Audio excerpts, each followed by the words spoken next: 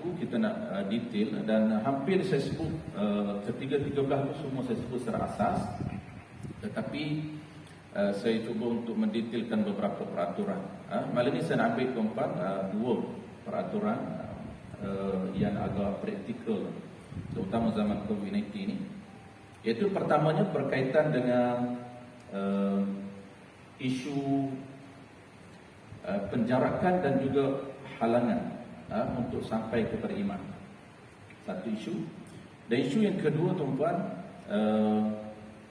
isu yang keduanya ialah isu berkaitan dengan peraturan lain, atau peraturan yang sama, peraturan yang lain, iaitu melihat dan mendengar suara iman. Ini satu peraturan yang asing, bukan peraturan yang sama dengan halangan. Baik, yang pertama tuan-tuan, dua benda yang kita nak sebut pada malam ini. Yang pertamanya ialah berkaitan dengan halangan untuk sampai ke iman. Adakah boleh ataupun sah? Kita bincang yang level pertama sah, level kedua baru kita bincang adakah sempurna fadilat 27 pahala jemaah. Itu yang kita kejar, itu yang kita target. Majoriti kita tuan-tuan, kalau orang tanya kenapa nak sembahyang jemaah sangat, ada dua isu yang biasa dia jawab. Pertama, kerana tuntutan fardu ain. Nak menggugurkan tuntutan fardu ain, itu pendapat yang lemah dalam mazhab kita. Mazhab kita qaul mu'tamad mazhab Imam Syafi'i tuan-tuan, fardu kifayah. Sembahyang jemaah ini satu taman, satu presin, satu periah ini, satu tempat ini, satu kediaman ini, qaul mu'tamad ialah fardu kifayah. Maksudnya dalam kediaman tumpuan ini dua orang, ada imam, ada bilal, maka gugur ke atas orang yang tak turun salat. Itu qaul mu'tamad mazhab al-Imam Syafi'i. Qaul yang lemah dalam mazhab Imam Syafi'i, wajib, itu qaul lemah, pendapat dhaif. Pendapat yang dhaif dalam mazhab Imam Syafi'i, fardu ain ke atas tiap-tiap orang untuk sembahyang berjemaah. Baik, jadi kita pegang kepada pendapat mu'tamad, iaitu pendapat fardu kifayah. Ada orang yang kedua dia jawab, tuan-tuan, kenapa nak solat sejemaah? Sedangkan di rumah boleh solat jemaah. Baik, yang kedua dia kata solat jemaah ini selain pada sunnah Nabi-nya ialah ganjaran yang besar. Kalau sembahyang seorang diri hanya dapat satu, sembahyang jemaah ini dapat 27. Seolah-olah 27 kali dia solat. Bayangkan sekali saja kita solat, tuan-tuan, Allah bayar seolah-olah 27 kali. Dan 27 itu kita selalu sebut bagaimana cara yang disebut dalam kitab I'anatul Talibin, cara bagi Fathul Mu'in, dan juga cara bagi kita Qurratul Ain. Dalam satu kitab ada 3 kitab. Ini kehebatan kita Arab, tuan-tuan. Satu kitab ada 4 jilid, dia sebenarnya ada 3 kitab dalam itu. Nota itu kita panggil, poin itu dia panggil Qurratul Ain. Syarah bagi Qurratul Ain, pengarang yang sama, nama dia ialah Fathul Mu'in. Dan disyarah oleh pengarang yang lain sehingga jadi 4 jilid, iaitu Syekh Bakri Syattah. Jadi 4 jilid itu di dalamnya ada 3 kitab. Apa yang disebut oleh Syekh Bakri Syattah di dalam kitab I'anatul Talibin itu kan bagaimana cara Allah bayar pahala. Selalu kita sebut 2-3 bulan 4 bulan, iaitu bukan 27 itu sekaligus, bukan, tetapi Allah bayar perbuatan kita. 13 rukun itu, setiap rukun perbuatan Allah Ta'ala akan bayar 27. Bukan satu kali solat Allah akan bayar selongguk 27, tidak. Tetapi 27 itu dibayar berdasarkan perbuatan kita, iaitu rukun perbuatan. Dengan syarat, lepas tu kita nak jaga kenapa kita cakna kepada syarat syurutul ibtidah, kerana sekiranya kita melakukan kesalahan mana perbuatan salat 13 itu, maka menyebabkan pahala 27. Tidak akan dapat 27 pahala pada tempat kita melakukan kesalahan. Sebab itulah di dalam 13 syurutul ibtidah, tuan-tuan, dia ada syarat tambahan, iaitu kita bincang perkara-perkara yang makruh, yang tidak boleh kita lakukan. Kenapa? Kerana boleh menghilangkan 27 pahala. Bukan maknanya semua hilang, tidak. Tempat kesalahan yang kita lakukan sahaja. sama ada kesalahan itu haram ataupun kesalahan itu makruh, maka akan burn 27 fadilat jemaah. Bukan fadilat soft, tetapi fadilat jemaah. Baik, kita nak bincang tuan-tuan.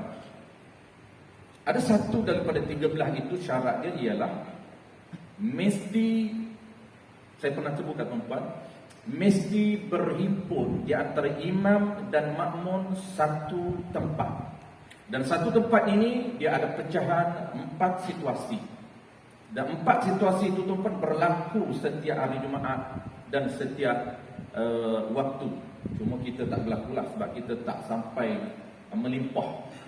Tapi surah tuan-tuan ni kira hebat, sebab terpaksa dibuka. Ramai sambutan surah tuan-tuan. Tapi kalau Jumaat tuan-tuan, dia akan berlaku isu 4 ini. Saya ulang tuan-tuan, satu daripada 13 syarat ini, dia akan, ulama akan bincang satu syarat, disyaratkan sah jamaah, mesti imam dan makmum berkumpul. Itu mana jamaah? Berkumpul satu lokasi antara kedua-dua pihak, imam dan makmum. Maka berkumpul itu dia boleh jadi satu daripada 4 situasi.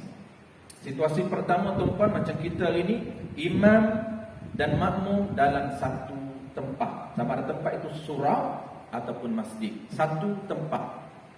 Situasi yang kedua, kedua-dua pihak, imam dan makmum berada di luar masjid ataupun di luar surau.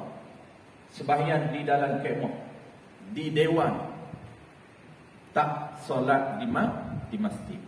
Situasi ketiga, imam berada di dalam masjid dan makmum berada di luar masjid. Itu diambil kira, ada peraturan yang perlu kita fokus. Kenapa ada 4 situasi ini? Kerana ada peraturan yang mesti diambil kira. Dan situasi keempat tuan-tuan sebaliknya, imam berada di luar masjid tapi makmum duduk dalam masjid. Dia terbalik sikit. Jarang dah. Majoriti kita imam dalam masjid, tapi makmum itu sebahagiannya di luar, sebahagiannya di dalam. 4 situasi ini tuan-tuan, kita tak nak bahas 4 situasi, kita nak ringkaskan saja. Ada peraturannya tuan-tuan. Apa dia peraturan?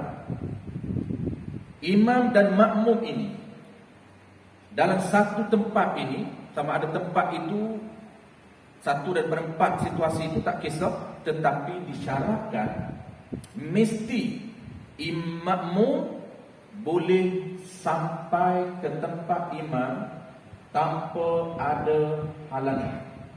Inilah tuan-tuan tempat perbezaan 2 isu. Satu perbezaan mazhab, satu lagi perbezaan tempat. Apa dia tempat? Surau dan masjid lain peraturan. Inilah yang menyebabkan kita terconfuse. Kita ambil peraturan masjid, kita implement di surau. Tak boleh mazhab kita. Dan satu lagi tuan-tuan, yang confuse ni ialah perbezaan mazhab. Maliki dia tak sama dengan kita. Saya cerita yang kita dulu. Kemudian saya akan cerita conclusion nanti, boleh ke tidak kita nak taklid mazhab Maliki yang lebih mudah. Boleh, tapi ingat dia ada peraturan etika bertukar mazhab. Dia ada yang kita mesti cakna. Mazhab kita tuan Al-Imam Syafi'i disyaratkan ada 2 isu, masjid dan luar masjid. Luar masjid ni surau, dewan, rumah, tak kisah di mana pun. Dalam mazhab kita tuan lebih mudah peraturan dalam masjid berbanding surau. Macam mana cara masjid tuan? Kita tahu peraturan masjid tuan, di sinilah kita akan rasa panggil apa, terkeliru dengan surau. Maksud apa? Maksud dia ambil hukum masjid, dia akan implement di surau. Itu tak boleh. Di masjid tuan, dalam mazhab kita lebih mudah. Syarat dia asalkan imam dan makmum berada satu tempat, sama ada satu daripada 4 situasi itu. Tetapi disyaratkan satu lagi, apa dia? Disyaratkan makmum di belakang ini boleh ke tempat imam depan tanpa ada sebarang bentuk halangan yang boleh mengubah karakter orang solat. Boleh mengubah, dalam kitab Arab disebut, yang boleh mengubah hai'ah orang solat. Kalau boleh mengubah hai'ah, tidak dibenarkan. Maksudnya, tak boleh ikut. Maksudnya, kalau ada tali yang dihadang, dalam kitab I'anatul Talibi disebut, kalau ada tali di tengah itu diikat, boleh dirempuk, tetapi mengubah hai'atus salat tidak dibenarkan. Dia mesti kita secara normal, secara adab dia panggil. Secara adab kita boleh berjalan. Orang di belakang sana tuan-tuan, sah dia takbir, mengikut imam di sini dengan syarat tidak ada halangan. Tidak ada dinding, tidak ada sekatan, tidak ada tirai. Kalau ada tirai, mesti dibuka. Itu peraturan dia. Mesti dibuka. Qadar mana buka? Qadar muat untuk seorang yang lalu pergi ke imam. But kalau dinding, buka sekadar untuk telus orang. Kalau dalam masjid tuan, di mana special masjid? Masjid boleh dihadang oleh dinding ataupun sekatan ataupun kain ataupun tali, asalkan kalau dinding, kalau pintu boleh tutup pintu. Kalau masjid, asalkan jangan kalau kita I'anatul Talibin disebut jangan dipaku saja, walaupun dikunci boleh dalam masjid. Sebab itulah tuan-tuan, dalam masjid kalau tuan-tuan perhati, di antara muslimat dengan muslimat itu dihadang, tak dibuka langsung. Walaupun dia tak pakai tirai, dia pakai dinding tu pun ditutup, tidak dibuka walaupun 2 inci. Boleh ataupun tidak mazhab kita? Boleh, kerana itu kelebihan dalam masjid, tak perlu buka. Bukan mazhab lain tuan-tuan, mazhab kita. Sekejap lagi surau kita akan sebut mazhab lain. Mazhab kita bukan cerita mazhab Maliki dan Hanafi lebih mudah. Mazhab kita juga dia ada masjid, ada keistimewaan dan kekebalan, tak perlu buka, asalkan boleh pergi walaupun ada pintu dan pintu itu dikunci, ditutup dan dikunci, boleh. Melainkan kalau dinding tak dibenarkan. Kenapa? Kerana dinding itu dia tidak ada tempat untuk pergi, tidak ada pintu. Baik, settle tuan-tuan. Dan keistimewaan juga masjid, saya pernah sebutkan tuan-tuan, dia tidak diambil kira dengan jarak. Kan tuan-tuan masih ingat saya pernah sharing formula jarak. Ada 3. Ada 3 formula yang telah kita sharing berkaitan dengan jarak wajib, jarak sunat, jarak afdal. Wajib ini maksud apa? Maksud kalau tak follow jarak ini lebih daripada hak wajib, maka tidak sah kita itu. Tetapi dalam masjid tuan-tuan, dia tidak ada dikira jarak. Walaupun lebih daripada salah satu 300 zirah, 300 hasta, tidak menjadi isu. Kenapa? Kerana masjid ada keistimewaan tak sama dengan surau dan luar masjid. Tidak diambil kira. Walaupun masjid itu luar, masa Masjidil Haram tuan-tuan, lebih daripada 300 hasta lebih. Tetapi boleh, kenapa? Kerana dia masih lagi dalam lokasi ataupun tempat masjid. Baik, settle tuan-tuan, ini peraturan masjid lebih mudah. Yang kedua yang kita nak bincang yang praktikal dengan kita, iaitu isunya ialah di luar daripada masjid. Di luar masjid ini sama ada surau ataupun dewan ataupun khemah. Kita semayang di bawah khemah, bukan dalam dewan.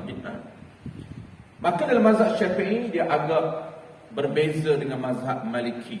Dia berbeza dengan mazhab lain. Dia agak lebih ketat.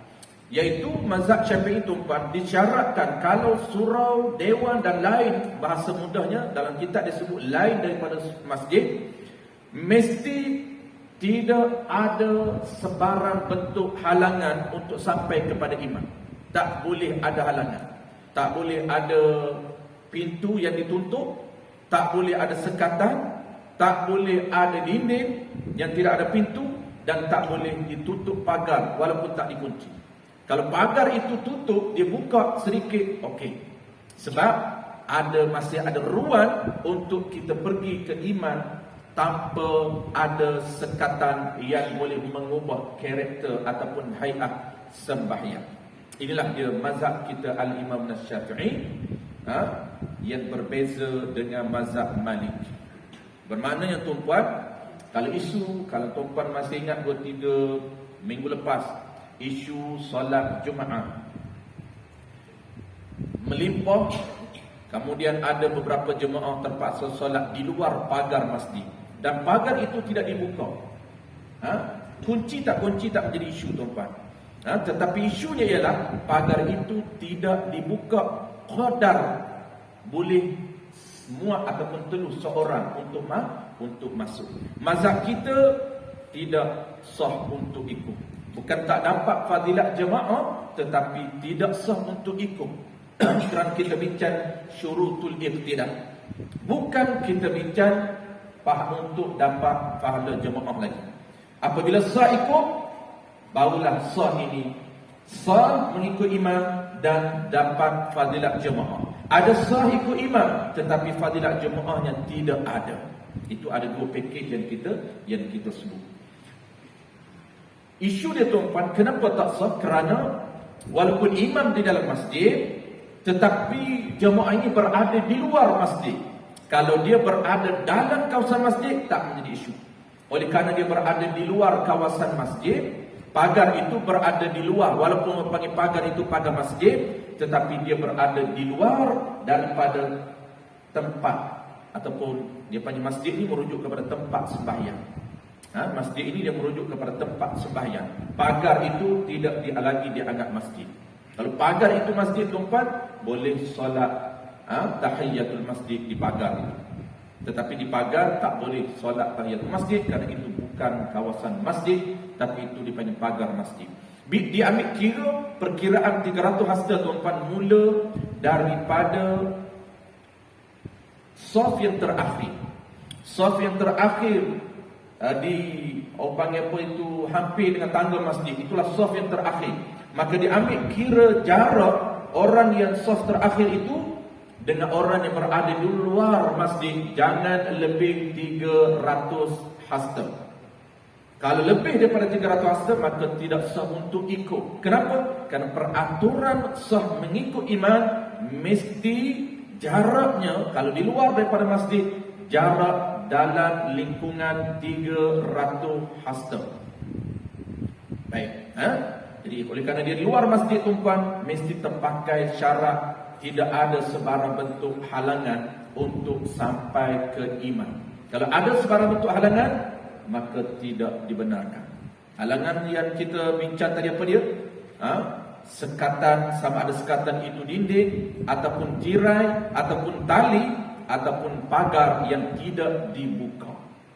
Kita pernah sebut, tuan-tuan, dulu mazhab Syafi'i ini dia lebih detail. Kalau muslimah dengan kita, dia dibuka kalau surau. Kalau masjid tak kisah. Kalau surau buka, kemudian ada seorang muslimah mesti berada di tengah-tengah itu. Apa nama dia? Kita pernah share kat tuan-tuan, nama dia adalah Rabitah. Ini antara istilah yang telah hilang di dalam kitab, bukan hilang dalam kitab fiqh, hilang di lapangan. Tapi masih lagi ada dalam kitab fiqh. Kitab tak hilang lagi, tuan-tuan. Cuma kita jarang baca dah kitab-kitab fiqh. Sebab tu kena perkasakan balik modul-modul fiqh supaya sentiasa fresh, sentiasa segar hukum. Apabila kita berlaku apa saja isu di lapangan, kita ingat. Kenapa kita ingat? Kerana kita sentiasa ulang dan ulang isu-isu hukum-hukum berada dalam mazhab kita, mazhab Imam Syafi'i dan juga kitab fiqh. Baik, kesimpulan, tuan-tuan, kalau mazhab kita tidak dibenarkan untuk kita ikut, nak buat macam mana? Orang tanya, balik rumah lah solat zuhur. Ada orang balik rumah, tuan-tuan, solat Jumaat. Ini pun isu yang lain, mazhab lain. Ada orang tanya saya, tuan-tuan, dia kata, boleh dah Ustaz, saya pergi ke surau penuh, nak solat tak boleh, dah melimpah. Kalau nak solat kat luar tak dibenarkan masuk, saya pun balik ke rumah, saya buat solat Jumaat 3 orang saja dengan anak lelaki saya. Saya tanya, siapa baca khutbah Haji? Dia kata, saya baca khutbah Ustaz. Tak ada makmum orang? Adalah 3 orang. Guna mazhab mana? Dia kata saya dengar ada mazhab yang mengatakan, ada pendapat yang mengatakan boleh solat Jumaat 3 orang dan boleh buat di kediaman, tempat kediaman di rumah. Dia pun buatlah. Dia nak buat Jumaat juga tuan-tuan. Orang kita rasa kalau tak buat Jumaat tu tak boleh duduk. Baguslah tu. Cuma nak buat itu kena ada satu kesedaran tinggi lagi. Nak buat itu pastikan kena ada peraturan, kena cakna sangat dengan peraturan tuan-tuan. Jadi jawab dia tuan-tuan, saya nak jawab isu berkaitan dengan kalaulah tak boleh solat, nak solat tak boleh ikut tak sah. Kenapa? Kerana mazhab kita. Jadi dia ada dua solusi tuan-tuan. Apabila tak sah, nak solat juga tak boleh. Apa yang perlu kita buat? Solusinya apa? Yang pertama tuan-tuan, kalau kita paling mudahnya kita kekal dalam mazhab kita buat solat zuhur. Adakah haram kata kita? Tidak. Lepas tu kita kena refer balik syarat wajib. Syarat wajib Jumaat ni tuan-tuan, dia ada syarat wajib, dia ada syarat sah. Dia ada perkara batal solat Jumaat. Ini tajuk yang basic yang kita perlu kuasai. Syarat wajib, kalau tak dapat syarat wajib, tak wajib kita mendirikan Jumaat. Ganti dia apa dia? Kita ganti sembahyang asal, iaitu dia panggil teruskan dengan zuhur. Kenapa? Kerana tak dapat syarat wajib. Apabila tak dapat syarat wajib, kita tak wajib mendirikan Jumaat. Apabila tak wajib mendirikan Jumaat, maka kekal dengan asalnya, terus buat zuhur. Kalau wajib cara nak buat Jumaat, teruskan cek syarat sah. Sah ke tidak kita buat Jumaat? Sah, barulah kita teruskan. Baik, solusi pertama tuan-tuan, buat zuhur. Solusi kedua, kalau kita orang yang pakar dan orang yang mahir, orang yang ada info tambahan mazhab Maliki, solusi kedua, kita boleh sembahyang Jumaat di luar pagar dengan taklid mazhab lain, bukan mazhab kita, mazhab Maliki. Dengan syarat tuan-tuan, tidak semudah yang disangkakan. Nak pahala yang besar, pahala mahal tuan-tuan, bukan murah pahala. Syurga bukan murah tuan-tuan. Maka kena ada peraturan yang kita mesti tahu.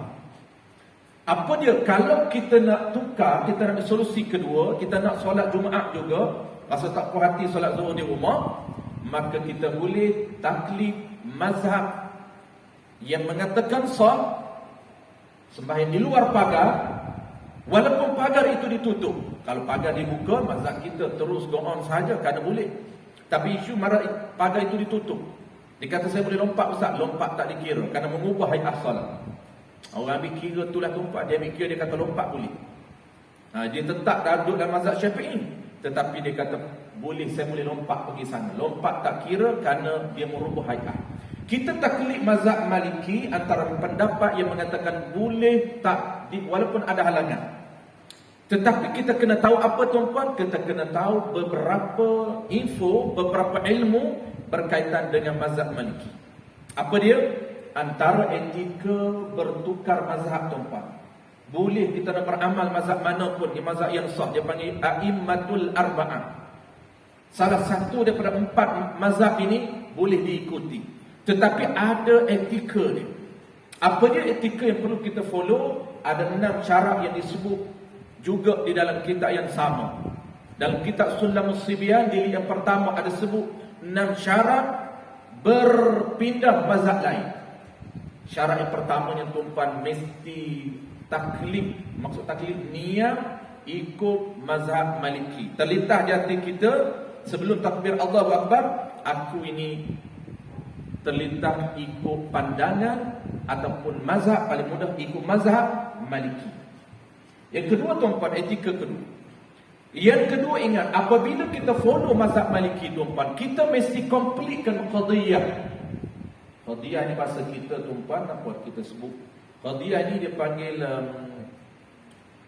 bahasa kita dia panggil isu boleh juga. Qadiyah ni dia merujuk kepada satu set tu tuan-tuan. Maksud kalau solat, Qadiyah solat, dia kena package-kan, sempurnakan, jangan dicampur aduk dalam satu qadiyah, dalam satu isu.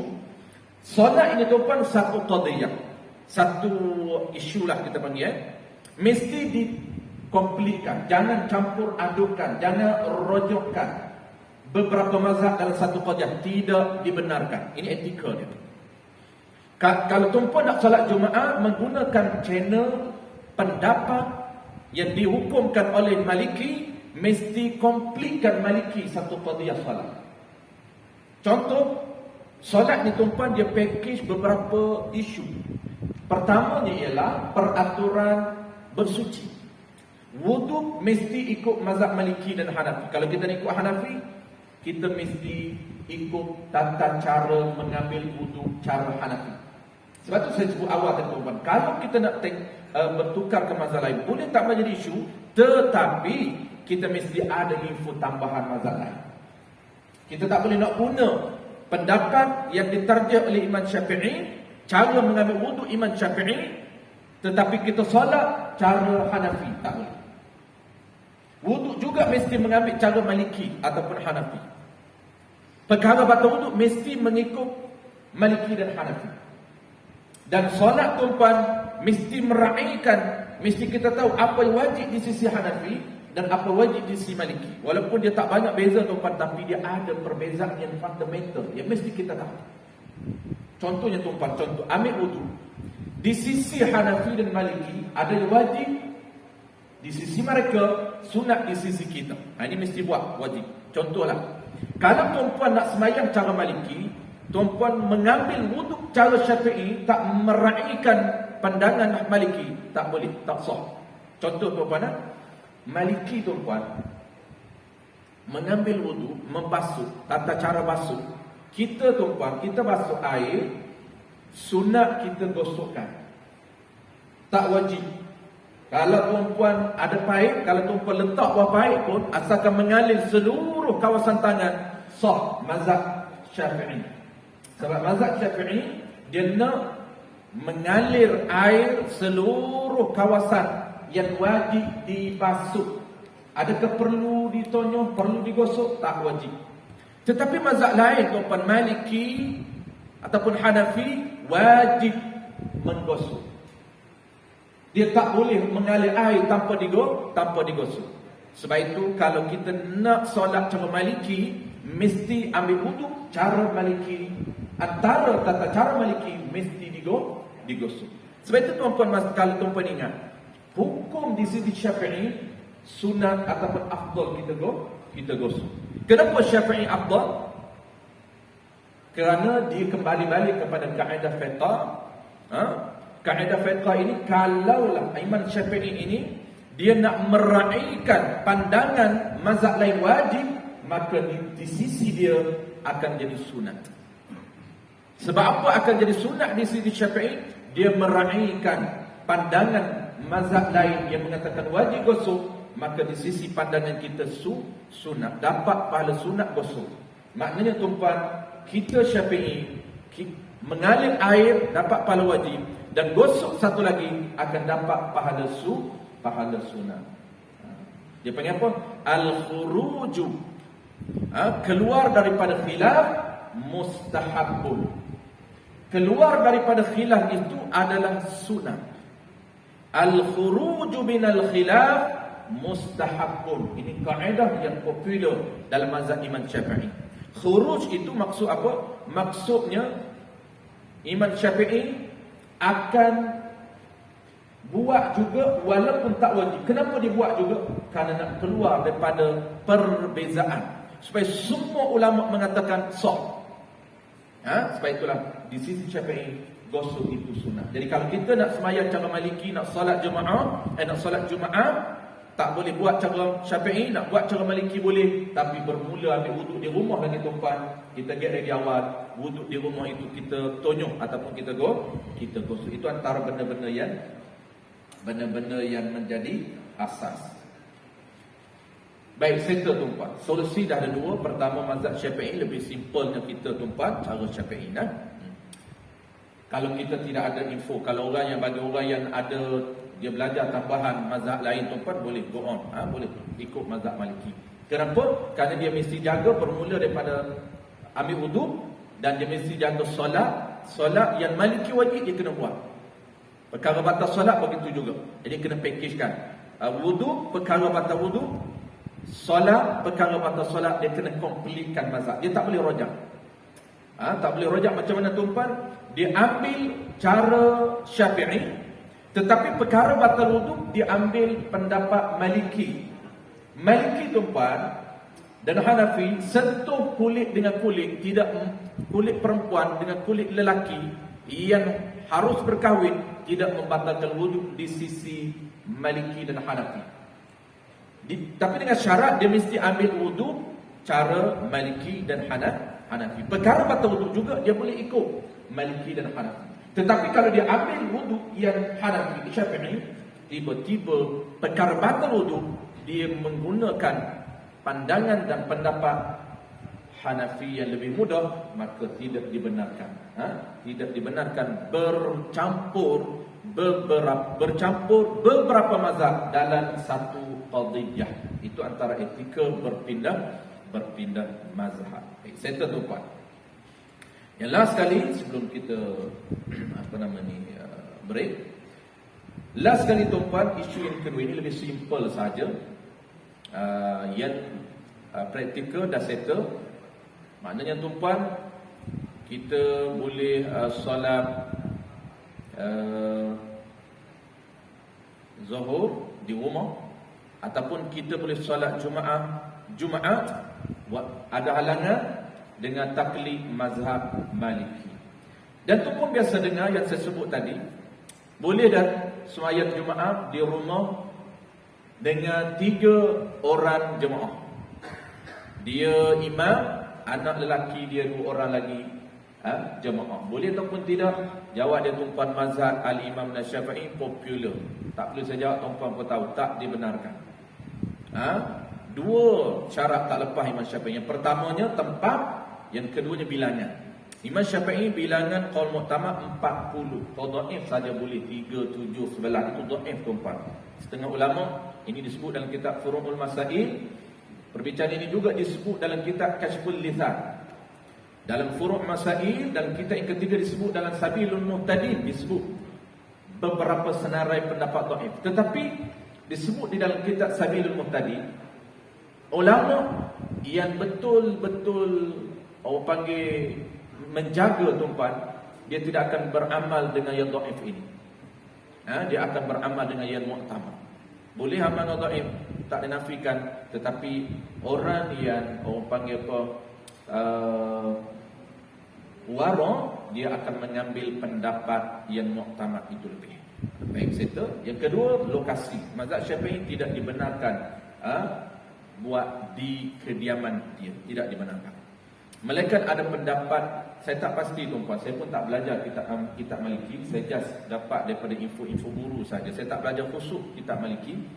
Cuma tuan guru saya ni dia alim 4 mazhab, dia belajar kitab Maliki Hanafi, tetapi dia balik di Malaysia ini, dia tak mengajar kitab Maliki Hanafi walaupun dia alim. Walaupun kita orang pernah minta, tapi dia tak mengajar. Dia kata fokus saja mazhab Syafi'i ini pun tak larat dah. Dia kata Syafi'i ini pun tak larat nak belajar. Dan bukan tak larat tu boleh tahan lagi.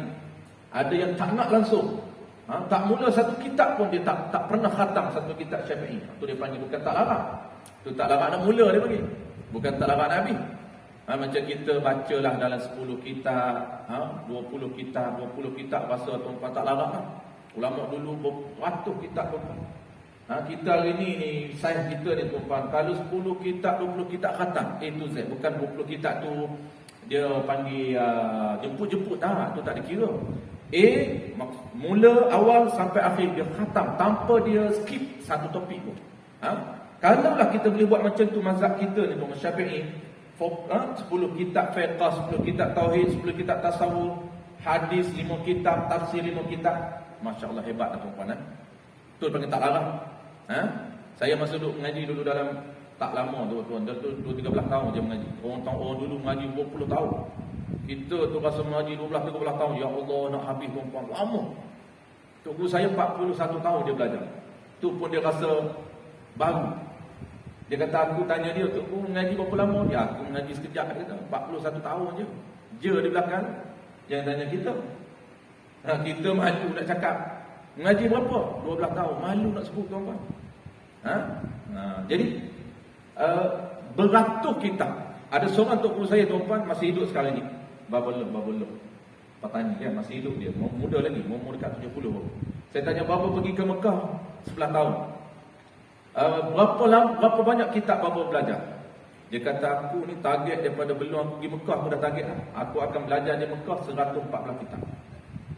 Dia target, sedapat 114, terus dia balik Malaysia. Dia balik Papua. 114. Tak larat kita tuan-tuan. 4 kitab pun tak larat. 1 kitab je lah tuan-tuan, cukup dah. Fiqh 1 kitab, Tauhid 1 kitab, Tasawuf 1 kitab. Tafsir ni nak 1 kitab tak tahu. Dia besar tak apa. Tafsir tebal. Nipi-nipi. Sebab apa tuan-tuan? Minda kita, kepahaman kita dan agama, kitab itu sangat besar. Kerana kitab dia pattern. Kalau tuan-tuan, sebab ada saya sebut kenapa tuan-tuan, orang pahaman setengah orang, dia kata tak perlu ngaji kitab, tak apa. Faham. Dia pahaman akan berlaku ketimpangan dalam syariat. Sebab apa? Sebab kita akan ada skip. Ada beberapa topik penting kita skip, tak belajar. Sebab tak ada struktur. Tapi kalau kitab tuan-tuan, dia sistematik dan berstruktur. Bermula daripada awal akan habis. Meliputi semua. Tanyalah apa pun dalam soalan, dia akan boleh faham. Itu penting kitab tuan-tuan. Baik, last kali saya akan sebut tuan-tuan. Okay, masa dah cukup. Kita sambung bulan depan. Last kali saya nak sebut isu melihat dan mendengar. Tak apa tuan-tuan, bulan depan insyaAllah. Jadi ada modal bulan depan. Jadi satu dulu hari ni. Hari ni pun saya dah pernah sebut ni, cuma saya ulang pendetailan saja. Bulan depan insyaAllah saya akan sebut berkaitan dengan melihat imam dan mendengar suara. Sebab ada isu tuan-tuan, mikrofon terputus. Mikrofon terputus, tetapi orang yang berada di belakang sana dia tak dengar suara imam. Adakah boleh diikut sembahyang Jumaat ataupun sembahyang Jumaat? Itu insyaAllah bulan depan. Baik, sebelum kita break tuan-tuan, dah azan kan? Dah azan. Masuk waktu dah lagi? Masuk dah kan? Okey, sebelum tu kalau ada soalan, satu soalan. Kalau tak ada, kita terus sembahyang. Saya meraihkan tuan-tuan kalau ada soalan. Ya. Bila sembahyang Jumaat di rumah dia lah. Katanya dia ada 3 orang lah. Anaknya dia bila dapat imam. Tiba-tiba semasa dia sembahyang, bermula sembahyang, tiba-tiba bini pula masuk belakang makmum. Bini masuk, bini pun nak tanya maaf. Bini dia pula masuk. Contoh macam mana? Macam mana situasi dia? Tak apa, okey je. Boleh? Boleh. Atau anak perempuan? Boleh. Boleh. Cuma isu dia ni tuan-tuan. Dia isu dia mazhab kita tak boleh lah. Mazhab kita tak boleh. Dia boleh ikut mazhab Maliki, tetapi macam saya sebut tadi lah, dia kena tahu syarat. Dia lebih detail lagi. Dia kena tahu syarat sah. Syarat sah Jumaat macam mana? Sebab kita tak sempat belajar syarat sah Jumaat di sisi Maliki. Sebab tu saya sebut tadi, saya pun tak sempat, saya just tahu sikit saja Maliki dengan Hanafi.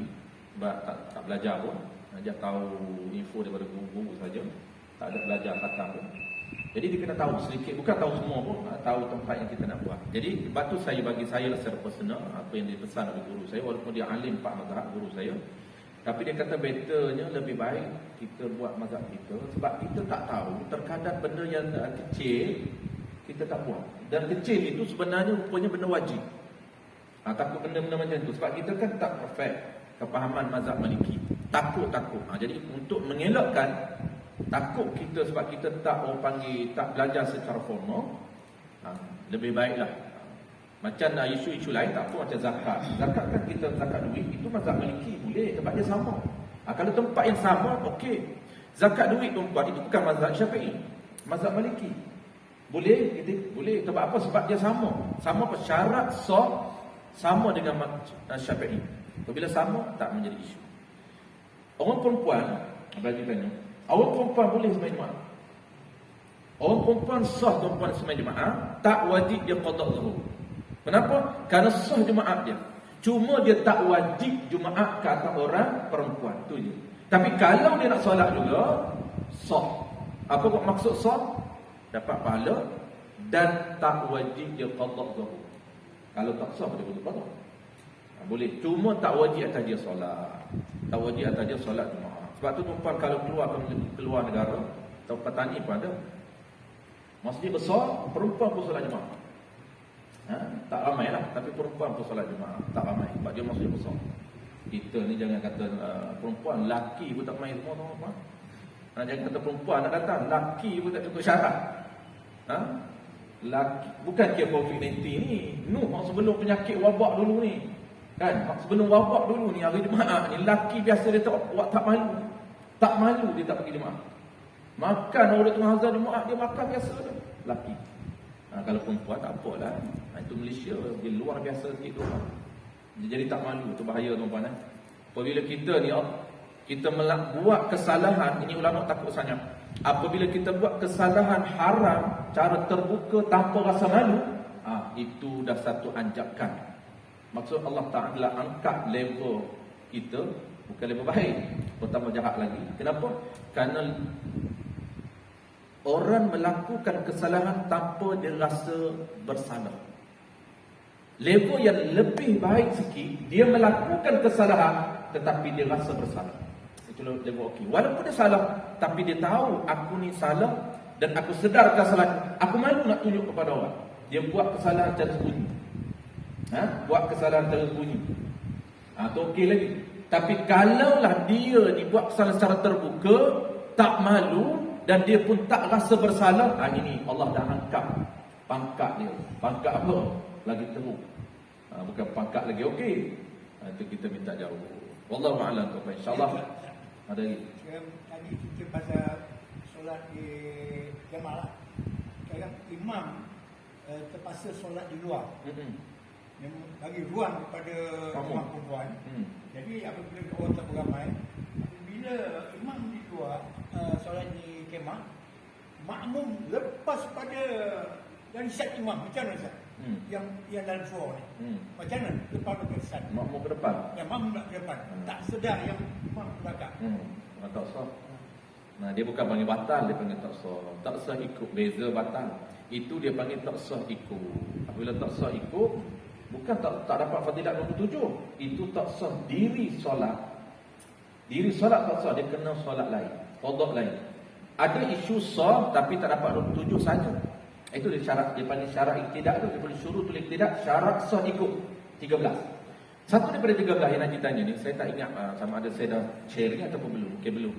Satu daripada 13 ini, jangan melebihi border sempadan imam. Maksud apa? Jangan lebih daripada garisan tumit imam. Dia kira tumit tuan-tuan. Jangan lebih. Bukan dia kira ujung kaki dia, dia kira tumit. Kalau tuan-tuan semayang seorang diri kan, semayang 2 orang kan, 2 orang semayang, main ramai mudah nampak.